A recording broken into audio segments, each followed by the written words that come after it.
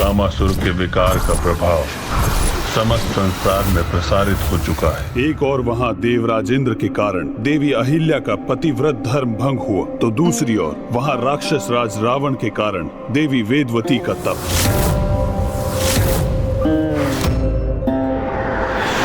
ओम श्री नारायण हरि।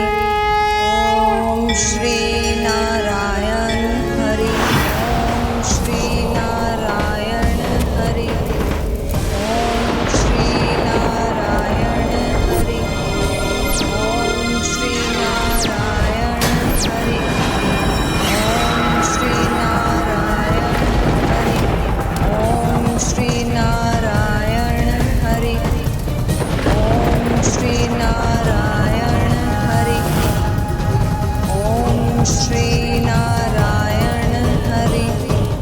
कौन है ये स्त्री जो मेरे समक्ष होते हुए भी नारायण के नाम का स्मरण कर रही है? ओम श्री नारायण हरि। ओम श्री नारायण हरि। अद्भुत सौंदर्य के धनी है ये सुंदरी। ओम श्री नारायण हरि। यहाँ तो अधिक प्रयास करने की आवश्यकता भी नहीं है मुझे, क्योंकि ये तो मेरे समान ही दुष्टता से भरा हुआ है।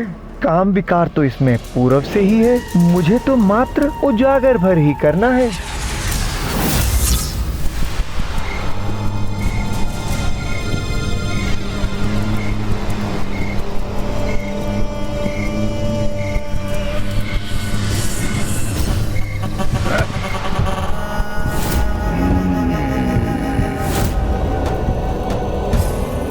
इस मनमोहक सौंदर्य का अधिकारी तो एकमात्र मैं ही बन सकता हूं।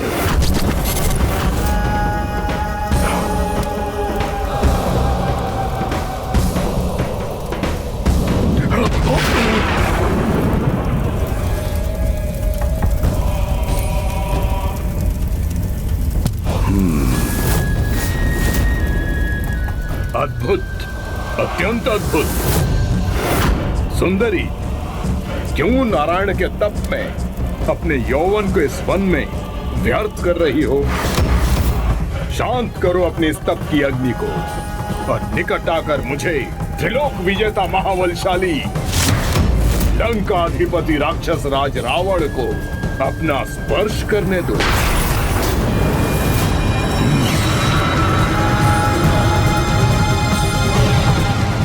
ये क्या?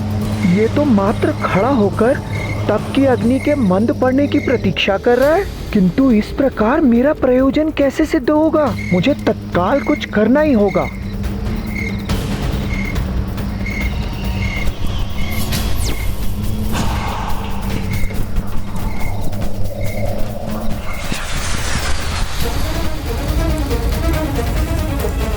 तुम्हारी तप की अग्नि मेरी कामना की उस अग्नि से अधिक बलशाली नहीं, जो तुम्हें देखकर मेरे हृदय में उत्पन्न हुई है।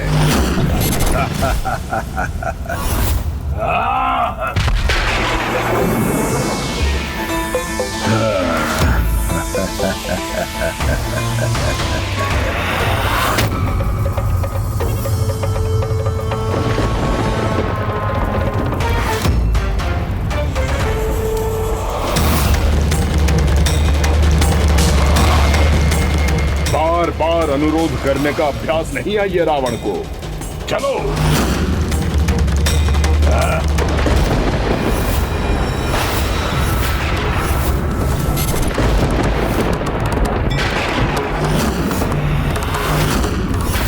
अब तुम्हारा ये व्यर्थ का तप भंग हुआ। मेरे स्पर्श से आनंदित हो जाओ।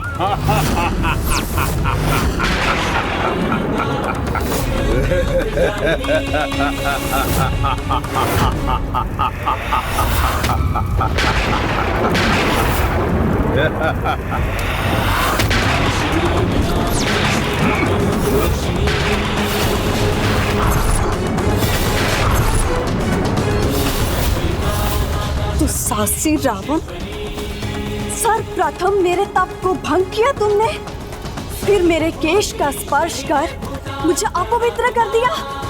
तुम्हारे इस अपराध के लिए तुम्हें दंडित करने हेतु मैं तुम्हें एक ही पल में शाप देकर भस्म कर सकती हूँ, किंतु मैं अपने तपोबल को तुम जैसे उद्दंड पर व्यर्थ नहीं करना चाहती, किंतु तुम्हें तुम्हारे दुस्साहस का दंड अवश्य दूंगी। मैं पुनर्जीवन धारण कर तुम्हारे विनाश का कारण बनूंगी।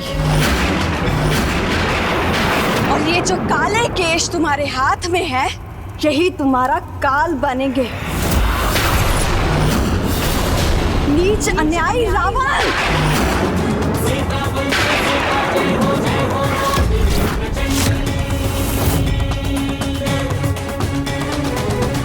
ओम श्री नारायण हरि।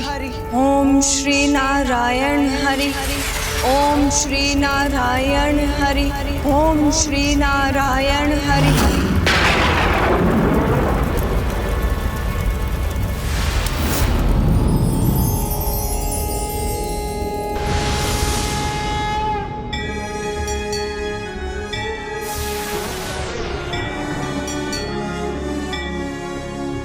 पुनर्जीवन धारण कर तुम्हारे विनाश का कारण बनूंगी। और ये जो काले केश तुम्हारे हाथ में है, यही तुम्हारा काल बनेंगे। नीच अन्यायी रावण! नीच अन्यायी रावण! इस प्रकार देवी वेदवती अपने देह और प्राण दोनों खोने पर विवश हो गई, किंतु रावण को इसका दंड भविष्य में तब प्राप्त होगा जब देवी वेदवती देवी सीता के रूप में पुनः प्रकट होंगी। अर्थात प्रभु, राक्षस राज रावण के भीतर समाहित उन विकारों में अभी भी सुधार नहीं हुआ। उनके कारण माता वेदवती को अपना अस्तित्व ही मिटाना पड़ा। हाँ गणेश जी, किंतु इस घटना में रावण के साथ साथ कामासुर का भी उतना ही दोष है, जिसने स्वयं को देवताओं और दानवों तक ही सीमित नहीं रखा।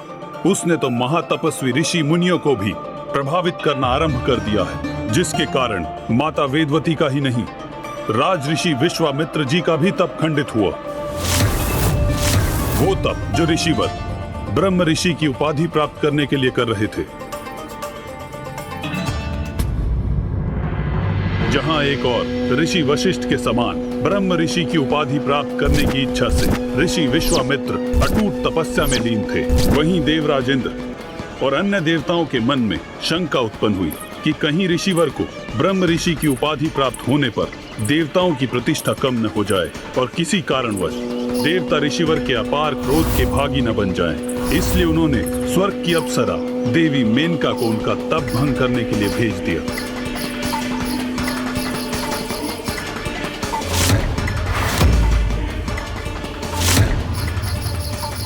आप ऋषि विश्वामित्र हैं तो मैं भी मेनका हूँ। आपका तप तो मैं अवश्य भंग करूंगी। और देवी मेनका के इस प्रयास ने कामासुर को एक और अवसर प्रदान किया।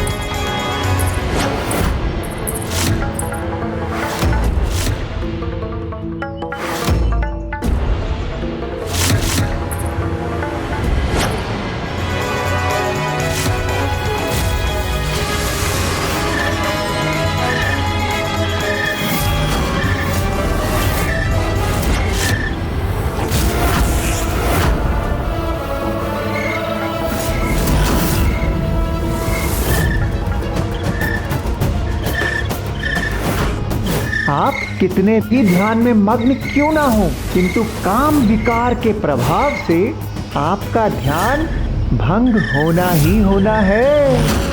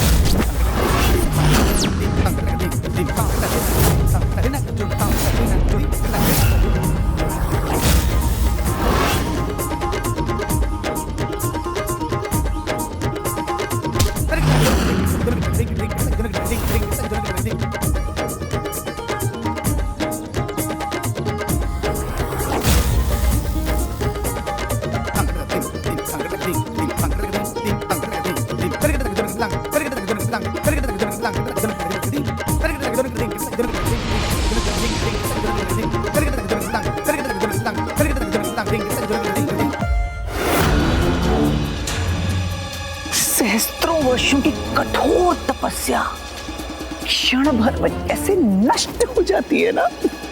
जब काम विकार से कोई ग्रस्त होता है, कामासुर के प्रभाव से कोई भी सुरक्षित नहीं है, फिर चाहे वे महान तपस्वी ऋषि विश्वामित्र ही क्यों ना हो। ऐसा ही है कामासुर के प्रभाव का परिणाम। वो जब चाहे तब बड़े बड़े ऋषियों के सहस्त्रों वर्षों के तप को भी क्षण भर में व्यर्थ कर सकता है। उसी समय कामासुर ने उन पर अपने विकार का प्रभाव कर दिया। प्रभु, इससे पूर्व की वो और दुष्टता करे, हमें इस कामासुर को रोकना ही होगा। किंतु उसे ढूंढेंगे हम कहाँ होगा वो? प्रभु, ये मुझे ज्ञात है। अंतरिक्ष में एक सुंदर स्थान पर उल्का पिंडों के समूह पर स्थित कामासुर ने अपने लोक का निर्माण किया है। उसका नाम है रतीतपुरम।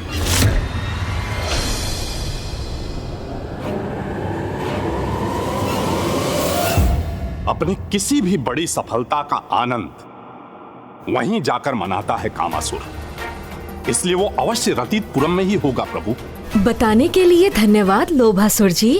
प्रभु हेग्रीव स्वयं यहाँ प्रकट होकर हमें सचेत करने के लिए आपको कोटि कोटि धन्यवाद। किंतु अब आप निश्चिंत रहे प्रभु, वो कामासुर अब ना तो किसी देव, ना दानव और ना ही किसी ऋषि को अपने विकार से प्रभावित करने में सफल हो सकेगा।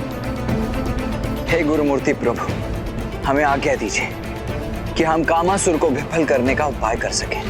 हमें आज्ञा दीजिए प्रभु। प्रणाम।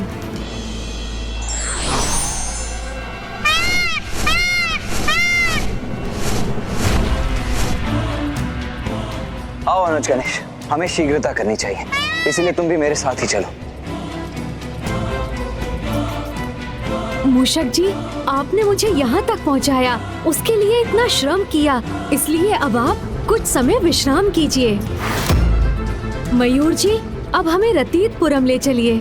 मयूर जी, आगे बढ़िए।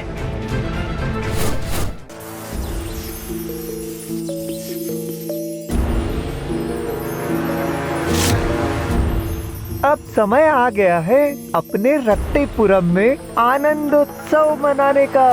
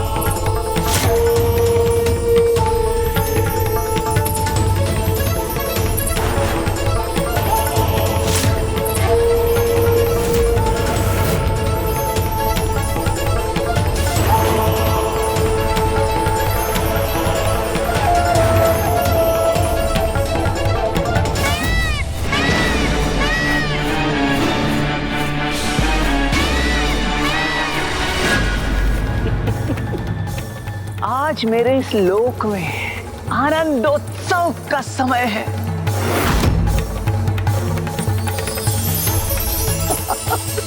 आज मेरे कार्य का प्रथम चरण जो पूर्ण हुआ, इस समस्त संसार के प्रत्येक छोर में काम भावना रूपी विकार का बीज बोने में सफलता जो प्राप्त हुई है मुझे, अब तो बस पूर्ण रूप से उसका विस्तार करना बाकी है, और वो भी शीघ्र अतिशीघ्र संपन्न होगा।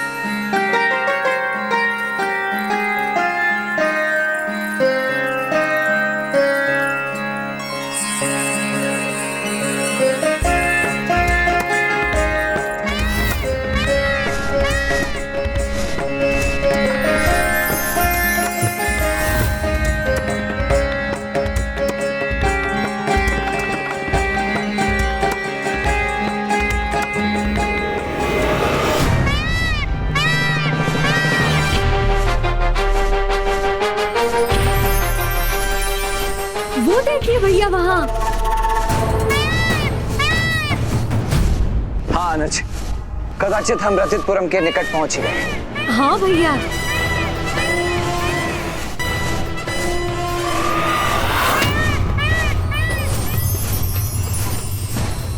कैसा विचित्र स्थान है ये, जिसके चारों ओर ये इंद्रधनुष से प्रतीत होने वाले सतरंगी चक्र हैं।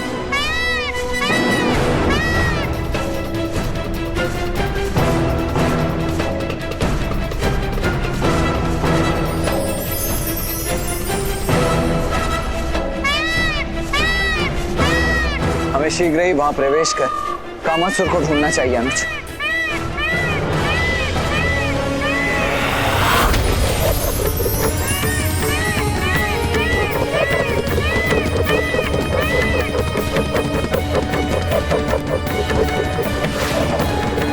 ये प्रकाश कण तो हम पर ही वार करने के लिए तैयार है।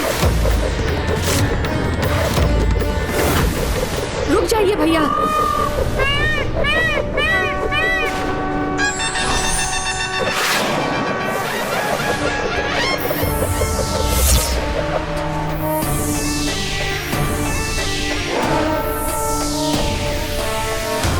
चलिए भैया, आगे बढ़ते हैं। हाँ गणेश, किंतु अब मुझे भी इन प्रकाश चक्रों से सावधान रहना होगा।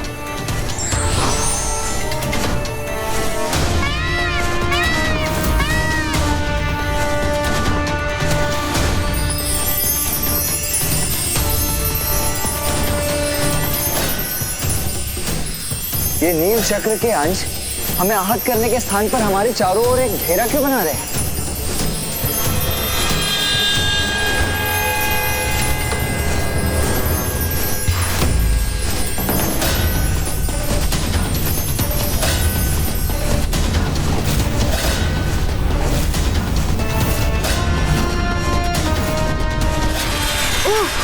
ये तो हमें रतीतपुरम के प्रवेश स्थान से दूर ले आए। और प्रथम चक्र में जो रिक्तता तुमने उत्पन्न की थी वो तो पुनः भर गई अनुज, जिसके कारण हमारा मार्ग पूर्व की भांति ही बाधित हो गया है। मयूर जी,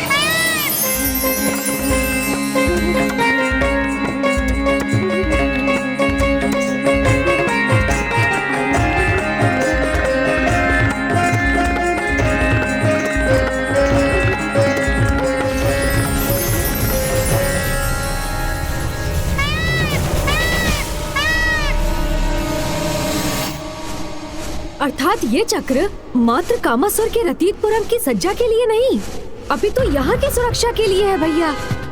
हाँ अनुज गणेश, और प्रत्येक बार जब भी हम भीतर जाने का प्रयास करेंगे, तब यदि हमारे साथ ऐसा ही हुआ तो हम तो यहीं स्थित रहकर रह जाएंगे।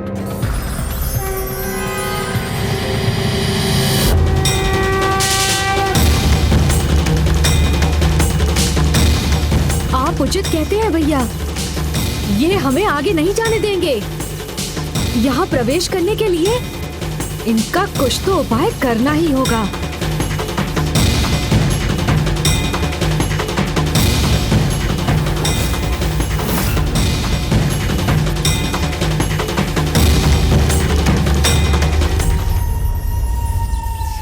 कामासुर तो अपने विकार का प्रयोग एक शस्त्र के समान ही करता है, और उसके द्वारा इस सतरंगी चक्र के निर्माण का भी इसी बात से अवश्य कोई संबंध है।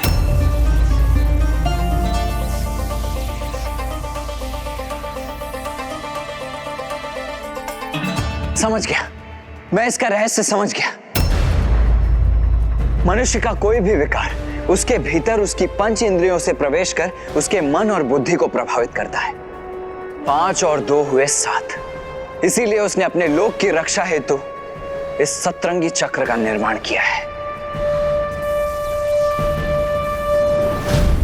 अर्थात भैया, ये सतरंगी चक्र हमारी 5 इंद्रियां नेत्र, कर्ण, जीभा, नासिका और त्वचा, ये मन एवं बुद्धि से संबंधित है। हाँ अनुज गणेश, जिस प्रकार 5 इंद्रियों के साथ साथ मन और बुद्धि को सुदृढ़ किए बिना हम विकारों से संघर्ष नहीं कर सकते, उसी प्रकार इस इंद्रधनुषी चक्र की 7 सतहों को पार किए बिना हम उस कामासुर तक कभी नहीं पहुंच सकते।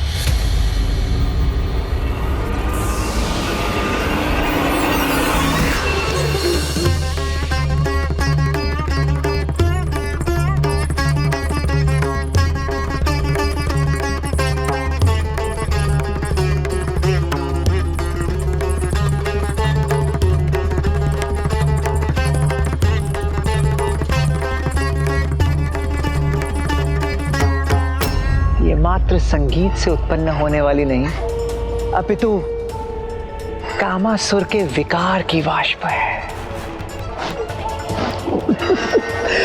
जो धीरे धीरे समस्त ब्रह्मांड में फैल जाएगी और सारे जीव जंतु, चाहे वो पशु हो या मनुष्य, सब के सब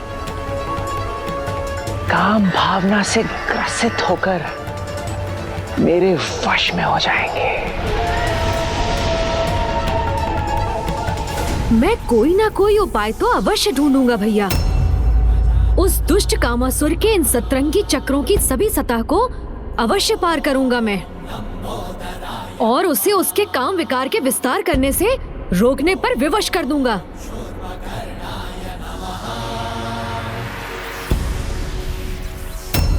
क्या उपाय है इस सतरंगी सुरक्षा चक्र को भेदने का?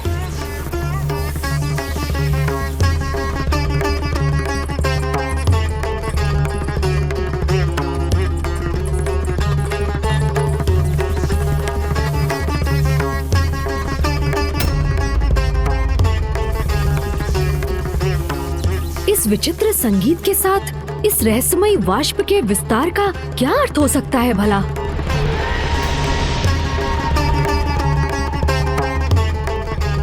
इस सितार की धुन मात्र एक साधारण धुन नहीं है। कदाचित यही धुन बाहरी सुरक्षा घेरे का स्रोत भी होगा। यदि हमें इसे रोकना है तो इस धुन को बंद करना ही होगा भैया।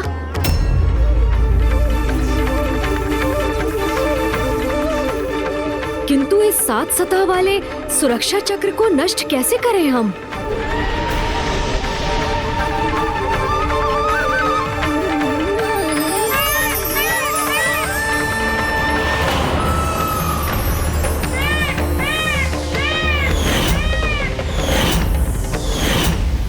कदाचित इसका उपाय हमारे समक्ष है, क्योंकि मयूर जी तो चक्र के भीतर जाकर भी सुरक्षित रहे।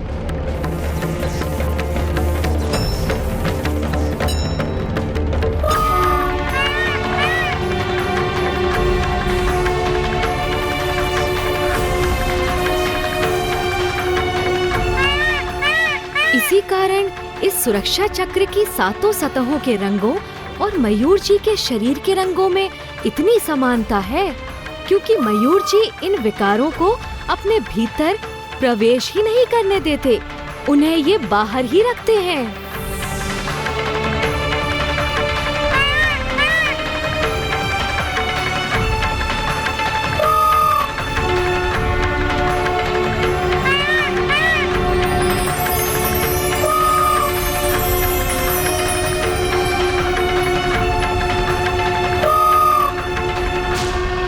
क्या हुआ अनुज?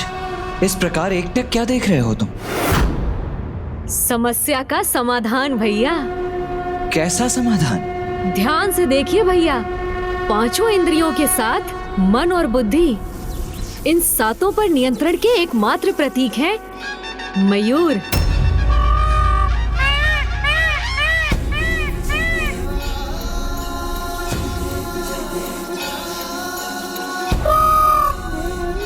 हाँ अनुज गणेश, मयूर संयम के प्रतीक ही तो है, इसीलिए तो इनमें देवताओं का वास भी माना जाता है। इनके ये 7 रंग 5 इंद्रियों के साथ साथ मन और बुद्धि पर भी नियंत्रण दर्शाते हैं। किंतु इससे हमारी समस्या के समाधान का क्या संबंध है अनुज? भैया, मयूर जी संपन्न है, वही 7 रंग इस सुरक्षा चक्र में भी हैं।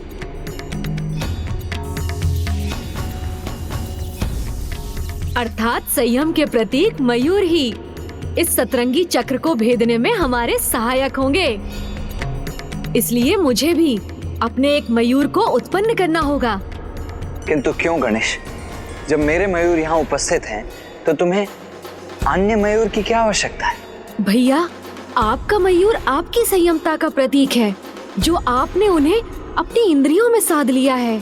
ठीक उसी प्रकार मुझे भी एक ऐसा ही मयूर उत्पन्न करना होगा, जो प्रतीक होगा मेरी इंद्रियों में साधी गई मेरी संयमता का।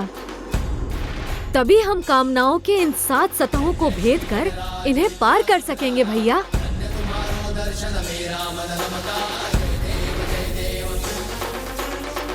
उचित है गणेश। इन सातों में सर्वप्रथम है मन, जिसे भक्ति की शक्ति से संयमित किया जा सकता है। और ये तो आपको भी ज्ञात है भैया कि माता पिता की भक्ति से श्रेष्ठ तो और कुछ भी नहीं होता। इसलिए उनका आवाहन कर मैं उस प्रथम रंग को प्राप्त करूंगा जो प्रतीक होगा मन पर संयमता का।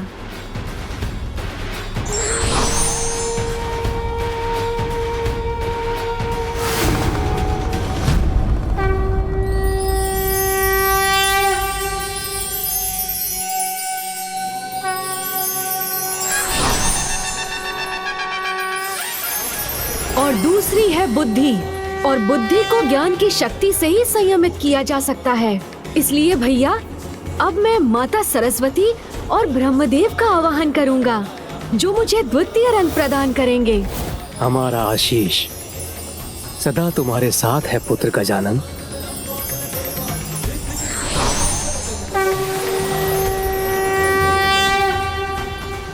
शेष 5 इंद्रियों में प्रथम है हमारे नेत्र, जिन्हें ध्यान शक्ति से संयमित किया जा सकता है।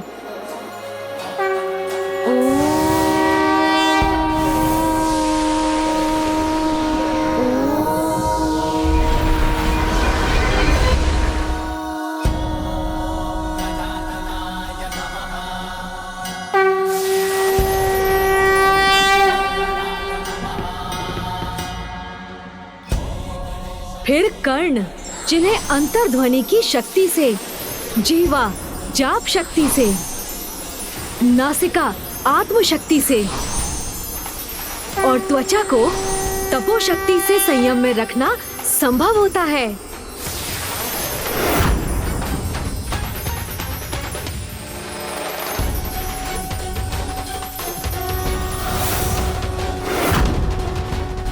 अद्भुत है पुत्र गणेश की बुद्धि।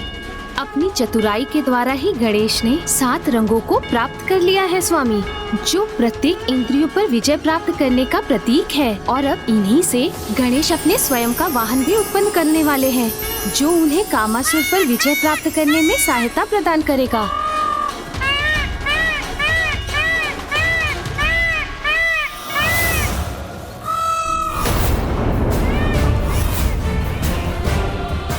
ये किसका विचित्र और अप्रिय स्वर है?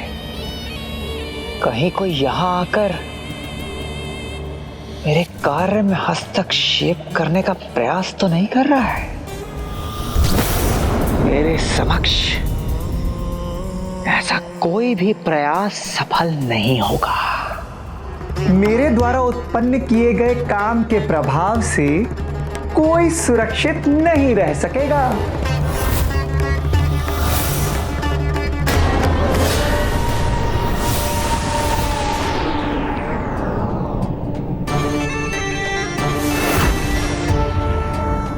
अब हमें भीतर प्रवेश करना चाहिए भैया, चलिए।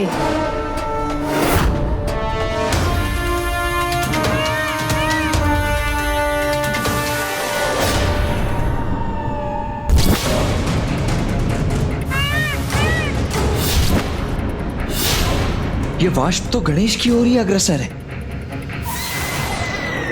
गणेश सावधान!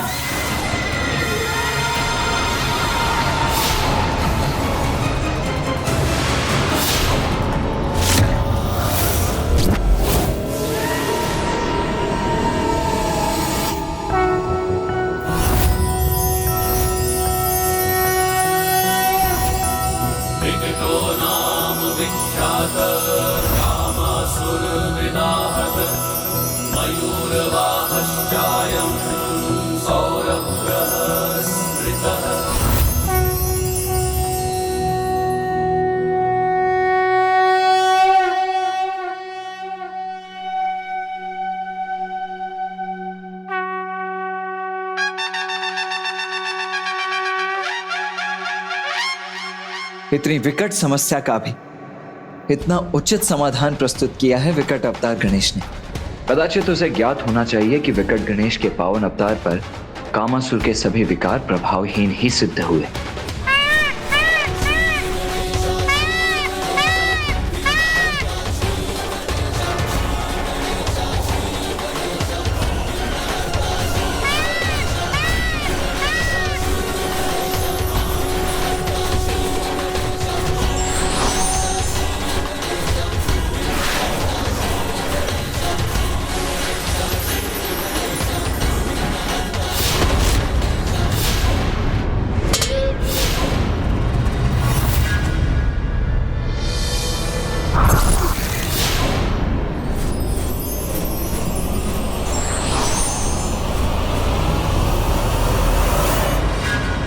मेरे वाद्य यंत्र का तार कैसे खंडित हो गया? किंतु अभी अन्य तार तो शेष है। इन्हीं से अपना प्रबल प्रभाव उत्पन्न करूंगा मैं।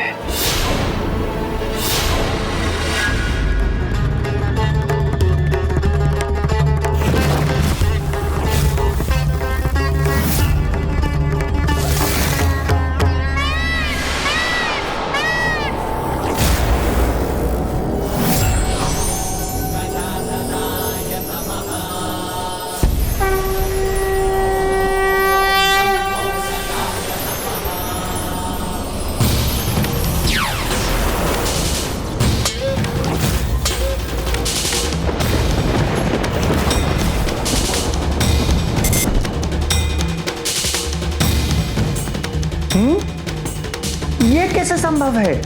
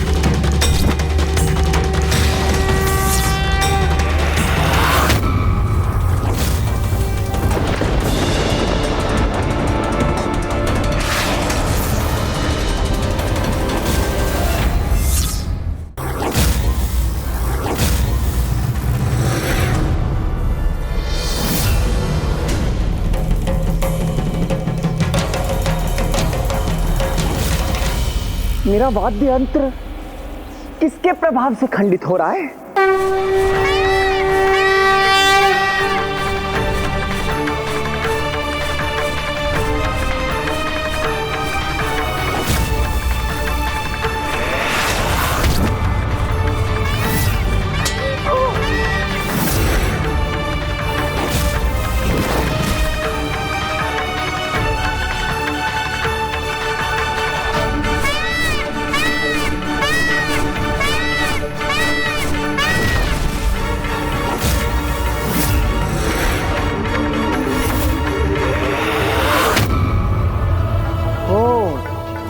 तो यहां तक पहुंचने में सफल हो गए।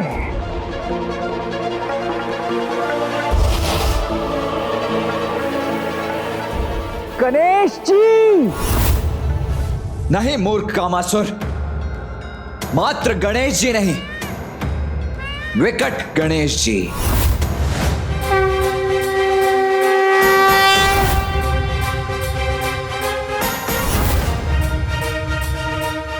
पुत्र गणेश का ये विकट रूप तो अत्यंत अद्भुत है।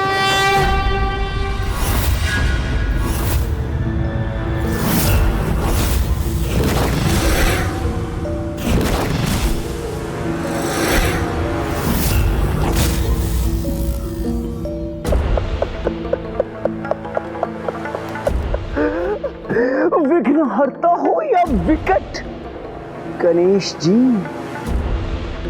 आपके किसी भी रूप से भयभीत नहीं हूं मैं।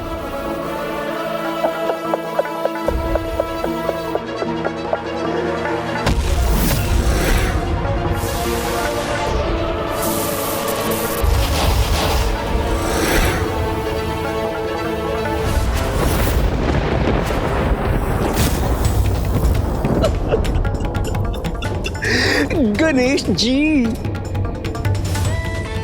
आप यहां तक तो पहुंच गए, किंतु इसके आगे एक पग भी नहीं बढ़ा सकेंगे।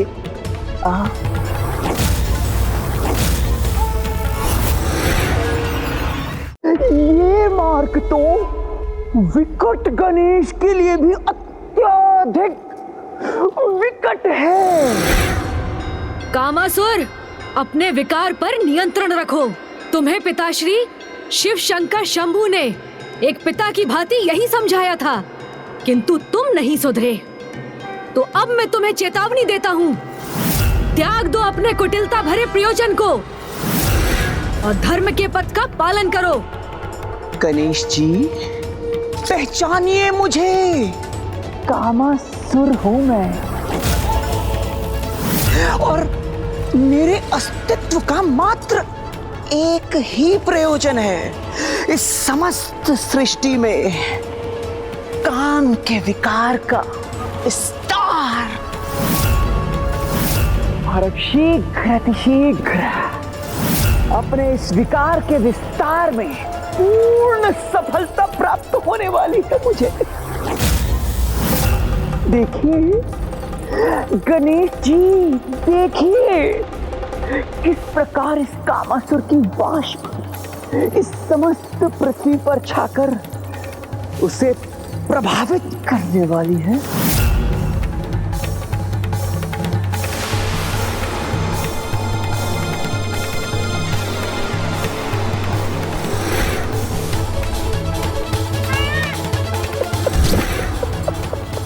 गणेश जी, अब देखिएगा किस प्रकार कामासुर के 5 महाबाण स्वयं आप में ही परिवर्तन ले आएंगे।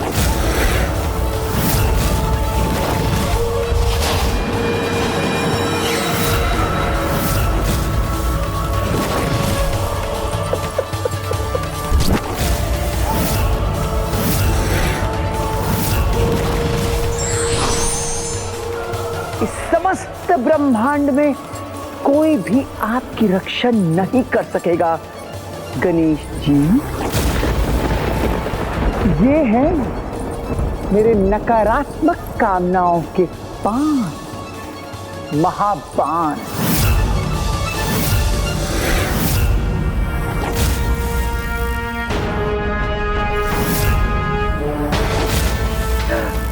ये है उन्माद बाण, स्तंभन बाण, तापन बाण, शोषण बाण,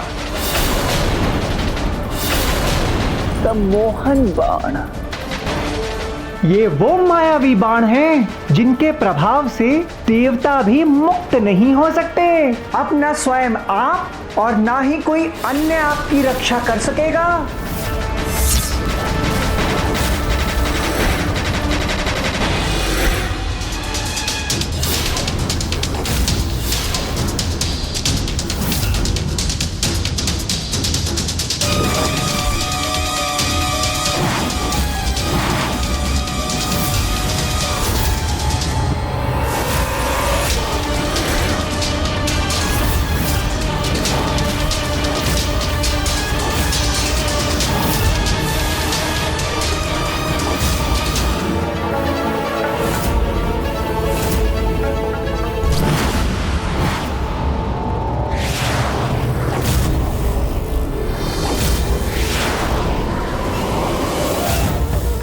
सर्वाधिक शक्तिशाली दुष्कामनाओं का ये बाण अपने कुप्रभाव से किसी भी महानतम आत्मा को भी दूषित कर सकता है। फिर विकट गणेश इस प्रकार निष्क्रिय क्यों है स्वामी?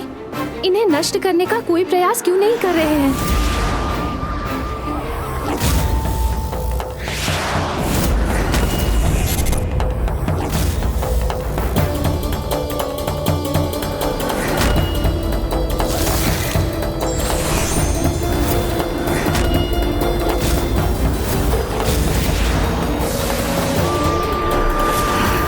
प्रभु, ये बाण तो अत्यंत शक्तिशाली है। ये इतने शक्तिशाली हैं कि गणेश के भीतर की समस्त अच्छाई को नष्ट कर उसमें सर्वाधिक अनुचित कामनाओं को उत्पन्न कर सकते हैं। फिर भी विकट गणेश उन्हें रोकने का कोई उपाय क्यों नहीं कर रहे हैं? अब ये देखने के लिए तत्पर हो जाइए कि मेरे बाण कितने घातक और विनाशकारी हैं। पुत्र गणेश युद्ध क्यों नहीं कर रहा है? इन बाणों को नष्ट क्यों नहीं कर रहा है वो? क्योंकि गणेश को ज्ञात है कि कामासुर द्वारा साधे गए बाण अस्त्र नहीं, नकारात्मक काम भावनाएं हैं जिन्हें अस्त्रों से नष्ट नहीं किया जा सकता। अनुज गणेश, शीघ्र ही कुछ करो, रोको इन बाणों को।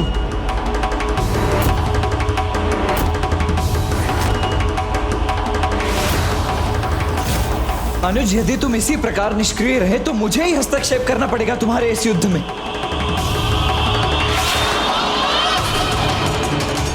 अनुज गणेश!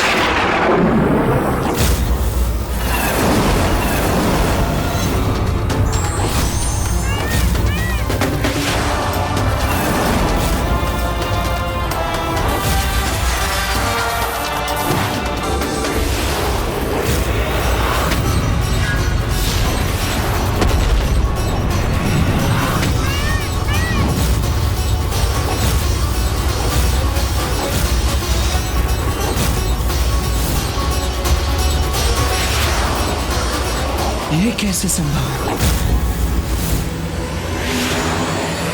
रुक जाइए भैया, इन बाणों को नष्ट करना असंभव है। इनका तो बस सामना ही किया जा सकता है।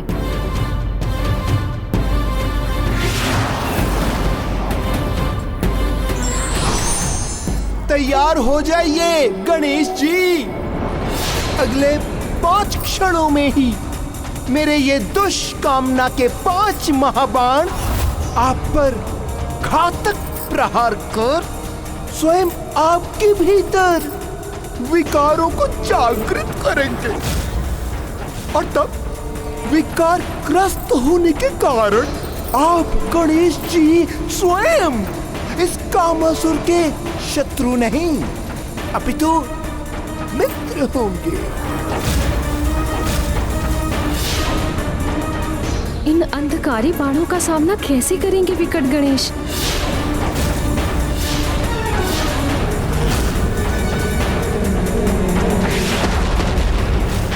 गणेश! पुत्र,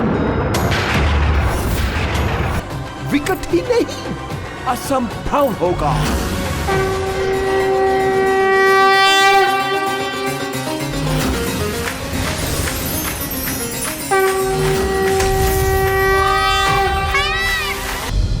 असंभव, असंभव है ये। तो मेरे उन बाणों का प्रभाव क्यों नहीं हुआ इन पर? तुम्हारे इस प्रश्न का उत्तर मैं देता हूं कामासुर, क्योंकि गणेश स्वयं परम ब्रह्म है, इसीलिए उन पर किसी भी प्रकार के विकार का कोई भी प्रभाव कैसे संभव है? ब्रह्म रूपाय विष्णु रूपाय ते नमः, नमस्ते रुद्र रूपाय करि रूपाय ते नमः, विश्वरूप स्वरूपाय नमस्ते ब्रह्मचारिणे, भक्त प्रियाय देवाय नमस्तुभ्यं विनायक। और उसके अतिरिक्त गणेश का बाल सुलभ स्वभाव, जो अत्यंत सरल भावनाओं से संपन्न है, निष्कपट एवं निर्मल हृदय बालक, अंधकारी कामनाओं एवं विकारों से सदा मुक्त रहते हैं। इसीलिए जो जीव अपने जीवन काल में बालकों के समान निश्चल रहते हैं, वो सदैव दुष्कामनाओं एवं विकारों से सुरक्षित रहते हैं। किंतु अब ऐसा कदापि संभव नहीं, क्योंकि इस कामासुर के विकार समस्त पृथ्वी पर फैलकर वहां के सभी जीवों को प्रभावित करेंगे। फिर चाहे वो बालक हो या वृद्ध ऋषि, देव हो या दानव, सब के सब दुष्कामनाओं से ग्रसित हो जाएंगे। और जब अपने तप के उपरांत हमारे महानायक भंडासुर जी सर्वत्र अपना आधिपत्य स्थापित करेंगे, तब वे मेरी इसी सफलता से प्रभावित होकर मुझे ही अपना सेनापति नियुक्त कर लेंगे। नमः शिवाय, ओम नमः शिवाय, ओम नमः शिवाय। ना भंडासुर की इच्छा पूर्ण होगी और ना ही तुम्हारी कामासुर।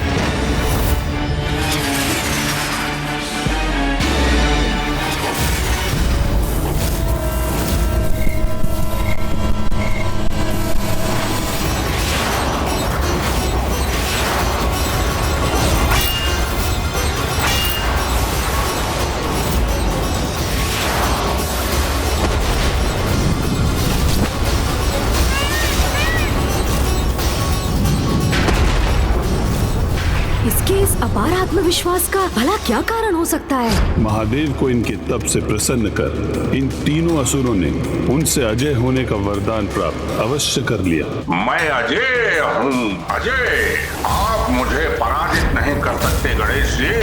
हम भूल रहे हैं भैया, लोभासुर की भांति कि पिताश्री से अजय रहने का वरदान तो इसे भी प्राप्त है। क्या हुआ? रुक क्यों गए? पुनः प्रयास कीजिए, आपके सभी अस्त्रों के उत्तर हैं मेरे पास। किंतु मेरे कामास्त्र को रोकने का उपाय नहीं है आपके पास।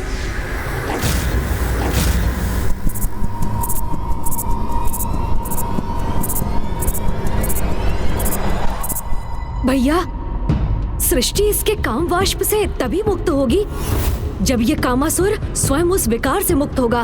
किंतु गणेश, जिस विकार से इसका जन्म हुआ है उसी विकार से इसे कैसे मुक्त करें हम?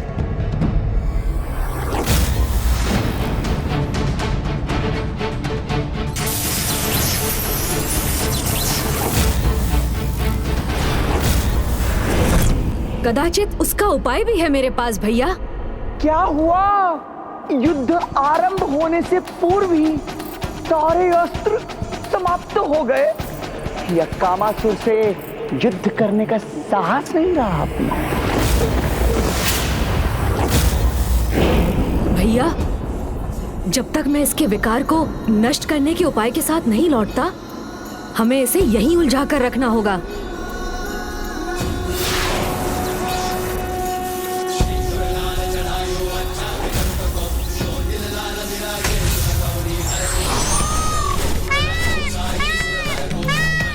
अद्भुत है गणेश की लीला।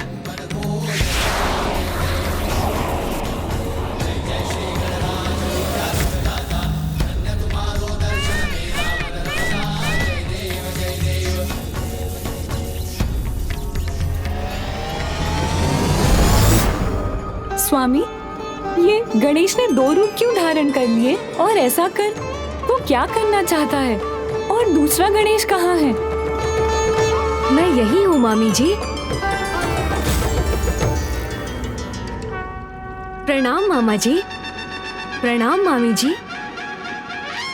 पुत्र गणेश, ये कैसी लीला है तुम्हारी? तुम अपने एक स्वरूप में वहाँ कामासुर से युद्ध कर रहे हो और दूसरे स्वरूप में यहाँ उपस्थित हो। क्या तुम्हें पूर्णता से वहाँ उपस्थित रहकर अपनी संपूर्ण शक्ति का प्रयोग कर उस कामासुर को पराजित करने का उपाय नहीं ढूंढना चाहिए?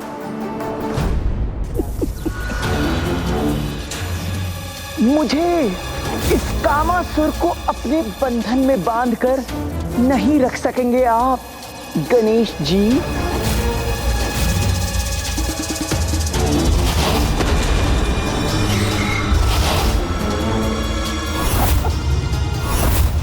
तिनक तिन धा। आपका कोई भी अस्त्र शस्त्र इस कामासुर को इतनी सी भी क्षति नहीं पहुंचा सकता। ये तो आपको भी ज्ञात होगा मामा जी कि पिताश्री से अजय होने के वरदान के कारण कामासुर को युद्ध में पराजित नहीं किया जा सकता, किंतु उसके काम रूपी विकार अर्थात उसकी शक्ति को अवश्य पराजित किया जा सकता है। उसके लिए ही मैं सहायता प्राप्त करने यहाँ मामा जी के समक्ष प्रस्तुत हुआ हूँ। किंतु पुत्र गणेश, मैं तुम्हारी सहायता किस प्रकार कर सकता हूँ? प्रभु कृपा कर आप मुझे अपने मोहिनी रूप के दर्शन प्रदान कीजिए।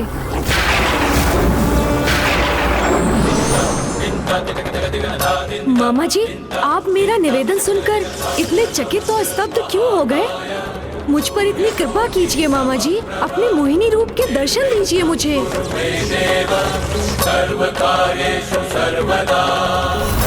इस समय तो पुत्र गणेश का समस्त ध्यान पृथ्वी पर छाए कामासुर के कामारूपी कीट को नष्ट करने पर होना चाहिए, किंतु ये तो वैकुंठ पहुंचकर नारायण के मोहिनी रूप के दर्शन प्राप्त करने की इच्छा प्रकट कर रहे हैं।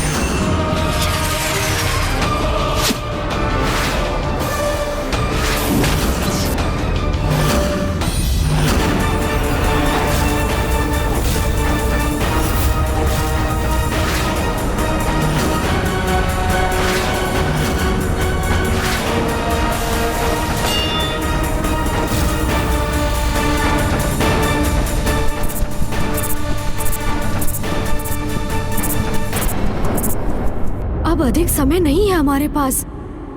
इस कामासुर के विकारों के अंत का उपाय शीघ्र करना होगा हमें। प्रभु, कामासुर के कामरूपी विकार ने सृष्टि को अपने भीतर समाहित करना आरंभ कर दिया है। शीघ्र सभी जीवों पर उसका कुप्रभाव होगा। ऐसा होने से रोकने में मेरी सहायता कीजिए प्रभु। मुझे मोहिनी रूप में अपने दर्शन प्रदान कीजिए। नहीं पुत्र गणेश,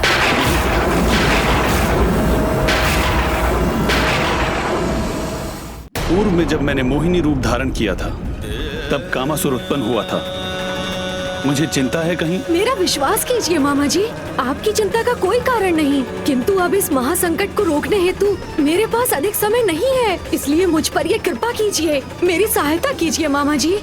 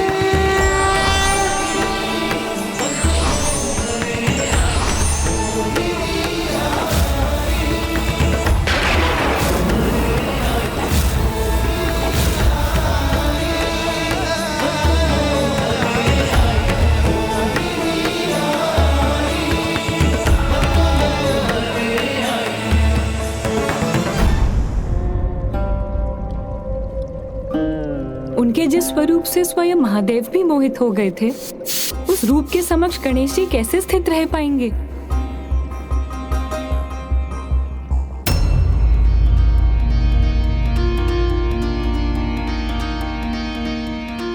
प्रणाम माता।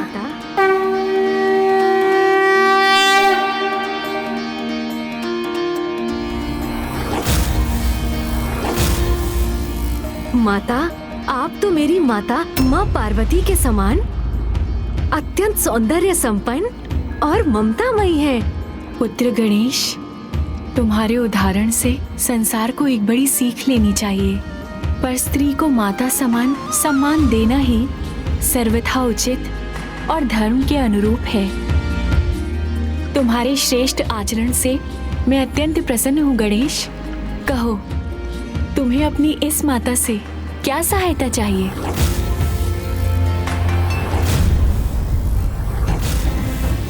माता, काम विकार के साथ कामासुर के जन्म के पीछे आपका ही ये स्वरूप था, इसलिए अब उसके विकार का अंत भी आप ही कर सकती हैं माता। अनिच्छा से मैं उस विकार के जन्म का कारण बनी और अब वो कामासुर में परिवर्तित हो चुका है। और अब मैं वो उपाय प्रस्तुत करूंगी जो काम के विकार को नष्ट भी करेगा।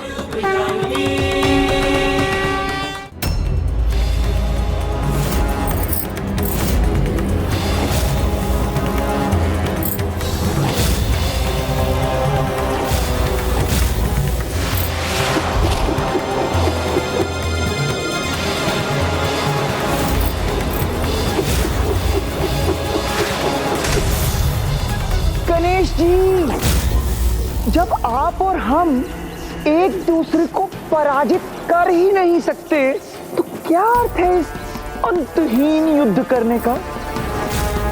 जिस प्रकार कामासुर का काम विकार इस अधिकांश पृथ्वी को निगल गया है, ठीक उसी प्रकार क्यों ना मैं भी आपको निगल जाऊं।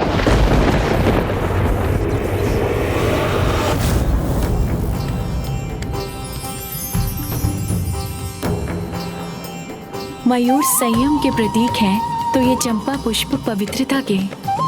इन्हीं पवित्र पुष्पों के स्पर्श से कामासुर का विकार नष्ट होगा। हाँ माता।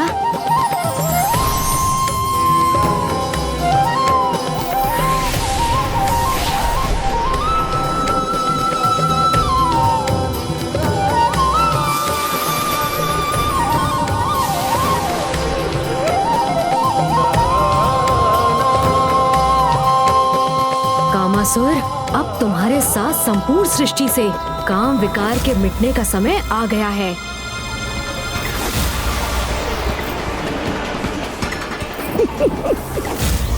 मेरा विकार तुम दोनों के भीतर प्रवेश नहीं कर सकता, तुमने कहा था ना, उचित है। किंतु मैं तुम दोनों को अपना आहार बनाकर तुम्हें अपने भीतर समाहित तो कर सकता हूं ना।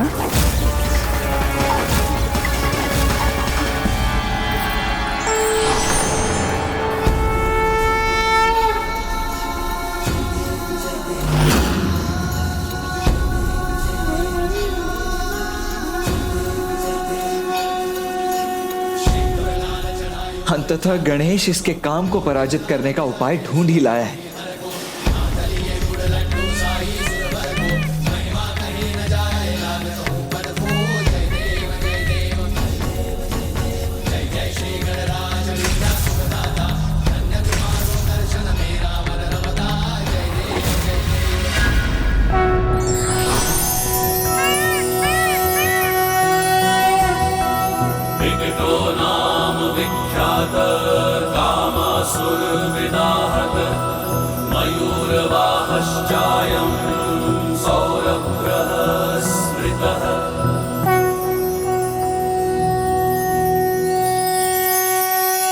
कर लीजिए आपकी लीला गणेश जी, किंतु अब आपकी किसी भी लीला का कोई भी प्रभाव नहीं होगा, क्योंकि अब पृथ्वी एक ऐसी विकट अवस्था में पहुंच चुकी है जहां से स्वयं विकट गणेश जी भी उसकी रक्षा नहीं कर सकते।